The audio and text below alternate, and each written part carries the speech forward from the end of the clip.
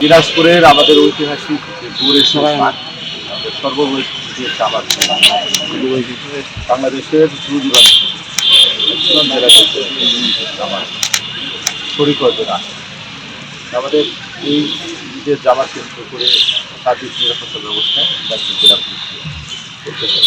আপনারা অবগত আছেন, দিনাজপুর জেলার ঐতিহ্যবাহী গৌরে শহীদ কেন্দ্রীয় ঈদগাহ বড় ময়দান বাংলাদেশের সবচেয়ে বড় ঈদগাহ মাঠ।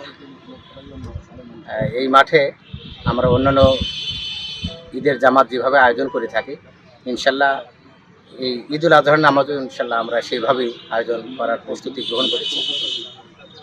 এখানে যদিও এখন আকাশের অবস্থা একটু খারাপ, বৃষ্টি হচ্ছে, আমরা ইনশাল্লাহ সম্মানিত ধর্মপ্রাণ মুসল্লিগণকে আশ্বস্ত করতে চাই যে আমরা আল্লাহর রহমতে এই মাঠেই ঈদুল আজহার নামাজ আমরা আদায় করব ইনশাল্লাহ।